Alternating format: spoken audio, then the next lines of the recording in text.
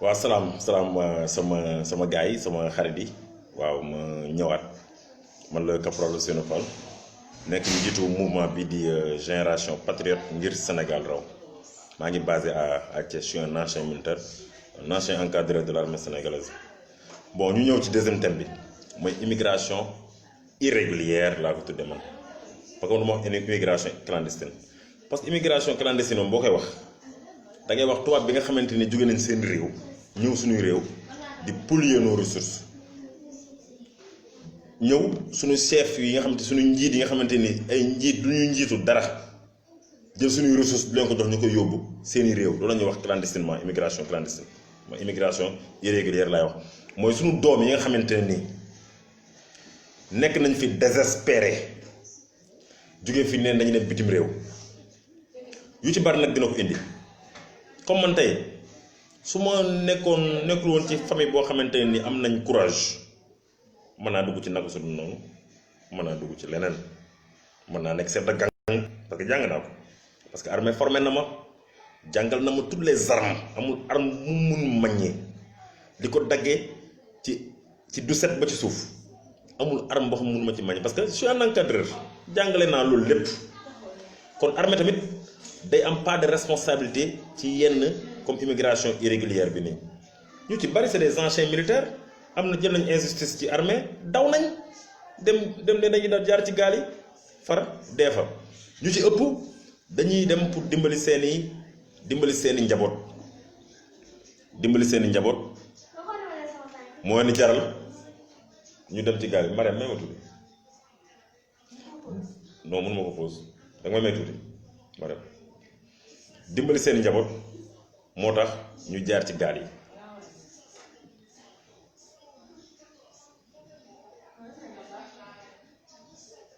mais man li ma leen di ñaan ce discours là bi may tenir avant may dal ci kaw nguur gi dal ci kaw ñi nga xam ne ñoo indi sooke loolu lépp li may ñaan sama frères yi sama sœurs yi mooy réew mi bu ñu ko dawee tubaab bi dañ fi gën a ñëw sàccaat li nga xamante ne depuis Mathusalem ñu koy sàcc di ko gën a yóbbu kon réew mi suñu réew mi nañ fi toog jaayante y a pas de sot métier 400 000 500 000 yi ngay am dugg ci gaal yi am na foo xamante ne boo ko fa dugalee mën nga ci am dara ku ci bëgg a tukki tamit kenn mun laa tere tukki quoi mais nga dem dans les voies et moyens réglementaires du ma wax ne suicide la du ma wax ne du suicide nekkuma ci loolu mais dem pour dimbali say wayjur ñëpp loolu tax ñu engagé wu mais engagement biñ ci am mooy njariñ loo fekke da ngay dem pour dimbali sa njaboot bul teg sa bopp coono dee ci gaal gi dee ci géej gi lor say njaboot loolu mooy problème bi nañu ressaisir ñu toog ci biir réew mi toog ci réew mi nag dina jafe ndax lépp loo xam mu ngi ci réew mi Macky Sall jël na ko yóbbu ko bitim réew toog ci réew mi dina jafe mais nañ gën a góorgóorlu ñu toog ci réew mi dina metti trop mais nañ jaayante xeex toog fi bu nu bañ dara bu nu bañ maçon bi bu ñu bañ menuisier bu ñu bañ yar ay ginaar bu ñu bañ bay surtout mbay mi nañ dem bay ci tool yi nañu dem bay ci tool yi parce que tool yi tamit moo ñu mën a dundal am mbay moo ñu mën a dundal leneen mënuñoo dundal nan dem bay ci tool yi bay rek moo ñu mën a dundal leneen mënuñoo dundal tey boo demee immigré tamit la nga fay liggéey yëpp pour sa njaboot la tey benn nit mooy génn ci famille bi dem jaayante pour njaboot gi mais après day ñëw par la suite aussi tamit xam nga njaboot gi après dañuy indi coono kon nañ toog ci réew mi amul góor amul jigéen ñu takk ñun ñëpp suñuy tubay ñi takk seeni sër ñu dem dugg ci tool yi bay liggéey ku ci am foo mën a jàpp nga dem jàpp yëngu li ko causé nag leen dong la mooy manque d'emploi parce que tey entreprise yëpp yi nga xamante ni entreprise privée la et locale Macky Sall ak gouvernement tëj nañ ko ràpp lépp loo xam te entreprise occidentale la occidentaux ay waa Turquie waa France waa États-Unis ñoom ñoo ba pare surtout chinois yi di exploiter suñuy doom di leen fay ay mois 50 000 francs loolu tamit war nañ ko wax te dee Sénégal amul emploi Sénégal amul fépp fépp xam te ne mën nga xëy da nga am sa diplôme am sa métier pare da nga xëy dem chemin loolu tamit c'est illégal da nga yor sa diplôme yor sa métier ba pare dem di chemin foo dem ñooy mënuñu laa jël parce que bokkoo ci waa Macky Sall ak waa këram loolu mooy situation bi et ce qui est vraiment ce qui est mal pour une nation qu'on se dise la vérité tey liggéey bu génnee ñëpp a ko war ko am capacité pour liggéey war nga taxaw liggéey mais pas ñu ne kii fii la bokk lay liggéey kon kii bokk fii liggéey l'homme qu'il faut dans la place qu'il faut moo ñu manqué mooy benn ñaar mooy sénégalais yi amatuñu yaakaar ci seen réew moo tax ñuy daw di dem bitim réew te bitim réew metti na sénégalais yi amuñu yaakaar seen réew et que pourtant ñun ressources yi ñuy am li ñu am ci pétrole am ko ci gaz am ko ci zircon am ko ci phosphate am ko ci suuf wàllum suuf rek li ñu am wàllum mën a mbay li ñu am rek ñun France amuñu ko moo tax France il coûte à coûte moom bëgg na président bu fi ñëw mu takk ko ci bakkan di ko dee mu ko jox tous nos contrats miniers gaziers pétroliers loolu mooy problème bi kon suñu chef yi ñoom ñooy responsable immigration irrégulière bi nga xamante ne mu ngi am ci Sénégal waxuma ci yeneen réew mais Sénégal laa wax plus de 400 personnes dee nañ ci gaal gi yàggul dara ci année 2020 bi plus de 400 personnes dee nañ ci gaal gi ci année 2020 ndax ne dañoo bëggoon dem dimbali seeni waajur et pourtant boobu noonu yow yaa ngi jël ay institutions budgétivores di ko jox ñoo xamante ne ni pour affaire de copinage affaire de mburoog soow ak suukar pour yow réew noonu lañ ko yore réew kenn ko yore ci ay fen kenn ko yore ci ay wuruj kenn ko yore ci ay naxaate ak ay nuancé réew kenn ko yore ci ay nuancé réew ci certitude lañ ko yore ak personnalité léegi li conséquences yi mu indi leen dong la perte de vie humaine ñun ñi nga xamante ni suñu doom yi moins de 30 ans war nañu toog fii pour l'avenir de demain du Sénégal ñu ngi dem ci gaal yi des fois plus de 400 jeunes dee na te ñoo ngi leen gis te am na ñeneen ñuy dem parce que gars yi nee na force dañuy dem man mënu ma tere dem te du ma ne kenn mu toog parce que booy toog da ngay gis looy toog parce que Macky Sall ngi ni doomam Macky Sall sàcc na suñu alal jox ko doomam oto bi muy dawal États-Unis université bi mu nekk rek doomu Barack Obama sax du ko dawal Aly Ngouille Ndiaye sàcc na suñu alal jox ko doomu oto bi muy dawal Angleterre doomu ren Angleterre sax du ko dawal Siré Dia sàcc na suñu alal Cheikh Kanté sàcc na suñu alal mais Aliou Sall 6000 milliards yi Aliou Sall sàcc rek su ko joxoon Sénégalais yi bàyyi bu ñu ko defoon ci suñu réew mi dañuy toog liggéey fii duñ dem ci gaal yi Aliou Sall 6000 milliards yi mu sàcc rakk Macky Sall 6000 milliards yi mu sàcc rek bu ko indi woon rek jeex na dootuñu nekk ci gaal yi dem di dee ci gaal yi Macky Sall tey doom Amadou tey c'est un milliardaire te suñuy xaalis dañ nekkee milliardaire xaalis bi Amadou sàcc doomu Macky Sall xaalis bi mu sàcc yóbbu ko fële à Koweït ak ay Dubaï ne fa di investir ci gaz ci pétrole tey bu ñu ko delloo si woon ci réew mi Baye Fall kon du ñu am problème mu dugg dem ci gaal yi. Assemblée nationale ñaata député fa nekk député bu ci nekk tu as plus de 1,3 million budget boobu noonu bu ñu ko jëloon xool fu ñu koy def Baye Fall moo ñu ëpp importance que Assemblée nationale amul ñu benn njariñ HCCT amul ñu benn njariñ Idrissa Seck lu bees dañ ko jox ni mbaquus pour mu noppi mbaquus bu ñu ko jox pour mu noppi amul ñu benn njariñ mu ne CESE conseil économique social et environnemental man ma ne conseil de l'escroquerie de l'économie du Sénégal pour loolu rek la pour ay fol ak ay caaxaan loolu mooy le mal du Sénégal kon tey nous avons perdu beaucoup d'hommes à qui je m'incline à leur vraiment et je rends hommage ñi nga xamante ni ñëpp dañ doon dem ci gaal yi pour teral seeni waajur ba yàlla def ñu des ci géej gi demuñu woon pour des ci géej gi mais dañoo demoon pour teral seeni njaboot moo taxoon ñu dem ci gaal yi bu leen leeroon ne bu demoon ci gaal yi dee duñ fa dem kon yàlla na yàlla xare àjjana ñoom ñu des ci gaal yi seeni njaboot moo taxoon ñu dem du leneen Sénégalais yi sonn nañ. Ils sont fatigués de Macky Sall et de sa famille. Ils sont fatigués de la bande de Macky Sall et de sa famille. Macky Sall depuis bi nga toogee ci Sénégal ba léegi ay malheur rek nga ñu indil ay fétiche rek nga fi indi da ngay dem ba Inde pour fétiche sénégalais yi ñii di dee ci géej gi ku ne xamoo foo jëm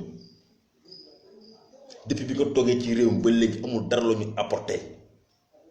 sa vision jam ñaajo la yem yooyu yëpp dégg nañ ko fi Macky il est temps de ressaisir 1000 milliards yi ñu dugaloon ci coronavirus bi kenn mënul laa wax 1000 milliards yi fii la jaar. Donc c'est vraiment dommage pour une république léegi nag solution yi leen dong la ñu am fulla ñun sénégalais yi am fayda solution bi leen la mooy ñi war a dem ci gaal yi bu kenn dem ci gaal yi nañu taxaw takk suñuy ndigg dem fekk ko pale délosé ko su ko defee keneen kii ñëw dina xam ne ñun foowuñu bu dox dox la mu dem ñu délosé ko ba koroog ñu am ku baax ku mën a yore askan wi dama ne li koy faj du dem ci gaal yi li koy faj lenn dong la te je persiste et j'insiste li koy faj mooy ñu def une très grande mobilisation fekk Macky Sall palais de la République délosé ko man naa jiitu bu jaree ne kenn day bàyyi bakkanam ngir ñu délosé Macky Sall man dinaa bàyyi sama bakkan ngir ñu délosé ko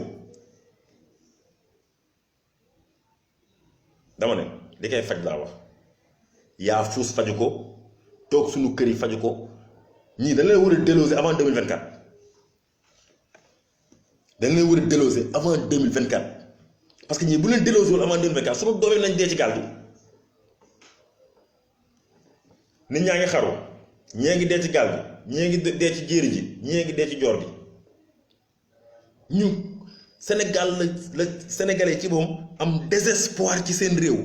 réewum teraanga boo xamante ne ña fa dëkk sax amuñu teraanga tubaab bi kay bu ñu fa ñëw am teraanga. ñun mënuñu fi am teraanga loolu tamit faa ñu xool ko sur benn solution boobu bokk na ci solution yi ñu fekk Macky Sall palais délosé ko génne ko palais sànni ko ca xat ak ay njabootam mécanicien boo ko joxee chantier maçon lu mu fa def yaa ko tooñ mécanicien la mu jox chantier maçon kon comme ñu ñoo ko tooñ joxoon ko chantier bi mënu ci dara nañ ko fekk palais délosé ko sànni ko ca xat ak ay njabootam un état nga waxoon 100 000 emplois mën a joxe sax 20 000 emplois léegi waxal nga 1 million d' emplois 500 000 emplois joxe woo sax 100 000 léegi waxal nga 1 million joxe woo sax 300 emplois l' entrepreneuriat des jeunes DER gis nañ fi DER affaire de parparloo affaire de xaritoo doo ko fi defee yow daal suñu milliards yi ngi jël di ko fowee rek di ko caaxaane vraiment ñun Sénégal tamit dañoo ñàkk fulla ko waaw dañoo ñàkk fulla trop ba suñu chef yi état yi dañoo yëpp dañoo war a dem xeex fekk Macky Sall palais fekk ko fa ak jabaram ak ay doomam yëkkati ko ñaf ko ca xaj loolu dëgg gi c'est ça la réalité Macky Sall lañu war a fekk palais ak ay njabootam yëkkati ko ñaf xoram ca xaj parce que suñu doom yi ñu ngi dee ci zéro parce que Macky Sall il est incapable de nous fournir des emplois man tey maa ngi ñu dàq ma armée ci zéro ak ñeneen ñi dàq armée bu ñu neexoon organiser suñu gang parce que armée jàngal nañu lépp c'est l'état qui forme ses propres ennemis nan ngay jàngale nit ki guerre ba pare sànni ko ci mbedd mi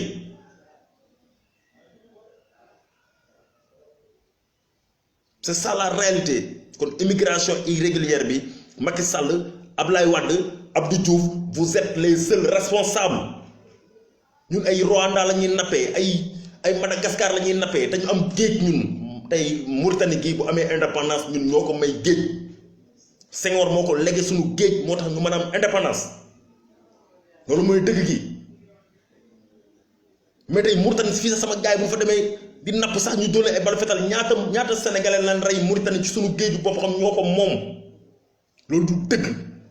te du yoon bu genn jaar ci gaal gi nañu mobiliser wu fekk Macky Sall palais ak njabootam yëkkati ko ñaf xoonam ca xaj ñu am suñu jàmm buñ ko deful dina fi toog ba 2045 suñu doom yi dinañ gën di dee ci géej gi loolu mooy dëgg bu dee dañuy bëgg a toog nag di yaafus di ñàkk fulla ak ñàkk fayda ci nii la ñuy dee ci toroxtaange la ñuy dee ak ci galère ak ci misère ñun xoolal Thiès fii regardez ici à Thiès nous n'avons benn entreprise buy dox amu fii entreprise yi fi dox yëpp tubaab bi lañ ko jox Jogo ICS GCO yeneen entreprise yi ñoom li ñuy indi rek mais demal Jogo courant sax waa population mënuñu ko am Mboro fii Taïba courant sax dëkk bi mënuñu ko am demal fii suñu phosphate yi ñuy sàcc fii ci ginnaaw Thiès fii yàggul sorul yoonu Dakar bi côté Alou Kañ demal fii ci yor ciment bi fii Dangote kenn mënul tabax parce que ciment mënoo koo jënd parce que c'est trop cher tonne bi 65000 la jotee fii lañ koy defaree suñuy ressource lañ koy defaree kon ñun sénégalais ñun tam dañoo ñàkk fula il faut ñu am fayda fekk Macky Sall palais ak njabootam yëkkati ko ñaf xorom ca àll ba yor suñu réew réew mi ku koy yor da ngay am fula am fayda parce que Macky Sall mënul nekk doomu Emmanuel Macron kon ñun tamit ñun bu ñu ñàkkee fayda ba ñoom ñu bëgg ñoo yaafusloo ñuy toog naan yàlla baax na yàlla bay suñu tool foo gaa am fula te am fayda suñ ko deful suñu doom yi dañuy ko ne di dee ci gaal yi parce que am nañ jom am ñoo xam duñ nekk fi di sàcc di agressé fii di def yooyu duñ ko def am ñoo xam duñ jël àllu jàmbur préfère jaral nañ dem ci chantier ba am 400000 dem ci gaal yi dee fa ñu perte te Macky Sall doomam suñu xaalis la yor suñuy budget lañ koy suñuy impôt la ñuy jox doomu Macky Sall mu nekk Qatar ak Dubaï ne fa di fo di naan sàngara di def lu ko neex suñu moonin loolu mooy problème bi kon il faut ñu am personnalité suñu bopp te am fulla te am fayda Macky Sall dañu war a xeex ak moom jële ko palais loolu laa gëm te loolu mooy dëgg bu dee dañoo bëgg a toog nag yaafus c'est notre affaire bu dee dañoo bëgg a toog suñu doom yi dee ci gaal gi man du ma dem ci gaal de man du ma dem fii laay toog di xeex ak ñoom ba lu ma ci góobee gar ko sama bakkan des bu ñëpp dañoo war a engagé wu xeex ak moom mais ngeen bàyyi président Macky Sall il fait tout ce qu'il veut léegi lekk na Idriss Seck léegi 2035 lañ jëmee bu ñu ñàkkee fula dina fi toog ba doomam yi toog ñun ñu toog fi di torox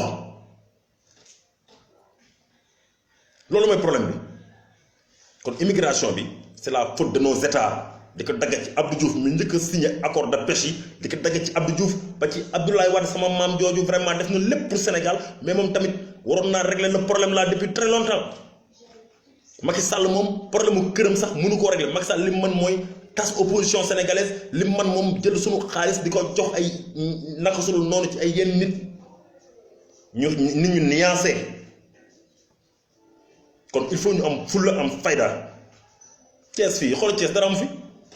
Thiès semaine d'affaires fi moom semaine d'affaires dee na kañ la dee yàgg na NSTS dee na fii Thiès Jakarta rek moo fi am leneen amu fi Jakarta rek moo am Thiès leneen amu fi et pourtant booy ñu ngi fi ak seen i métier ak seen i diplôme loolu moo koy faj mobilisation mobiliser nous nañu mobiliser wu fekk Macky Sall pare ak njabootam ñaf xoonam ca xaj looloo koy faj du leneen buñ ko deful sunu doom yi dinañ continuer di dee ci gaal yi suñ ko deful sunu doom yi nañ continuer di taal seen bopp benn nit nag warulaa jaral 40 personnes di dee Macky Sall bi mu fi toogee ba léegi ci désert ci malheur ci galère ak ci ndeysaan ku ñàkk sens la moom ba pare bëgg ñoo ñàkkloo sens coronavirus ci moom la ñëwee Ebola ci moom la ñëwee peste bi sax boo moytu dañ ñëwaat ci Macky Sall xoolal li feebar bi xew ci kii ñàkk fulla ñàkk fayda tolluwul ba ci ñoo xamante ni c'est des occidentaux jël ay produits chimiques di ko sotti ci biir géeju Sénégal ba say doom feebar ci feebar yu metti ba léegi amul benn médecin mën a wax ne lii ban genre feebar la wala nous sommes trop nombreux léegi yow sa mission mooy ñoo bëgg a sacrifier mais ñu mënuñoo sacrifier noonu kon ñun Sénégalais il faut ñu am fulla am fayda aussi waaw maa leen sant bu baax di leen gërëm di rafetlu ñi participer ñëpp Idrissa Thiam waaw maa ngi lay waaw bon courage à nous tous la ñuy wax Mame Saliou ñu tamit maa ngi lay ziar bu baax a baax waaw Mame Saliou gars yi pare saa yi bu ñu déggul faaw nga bee leen bu ñu déggul waxu olof faaw nga taalif leen waaw faaw nga taalif leen ñu mën a xam ne kii pare na pour joxe bakkan man je suis prêt mobilisation boobu pour dem déloger Macky Sall ñaf xonam ca xaj pare naa man caporal ma jiite ko maa ngi sant baax di leen gërëm maa ngi ñëw ci 3e thème bi mooy wàllum je suis nuancé fasatuma yéene dem Dakar wasalaam.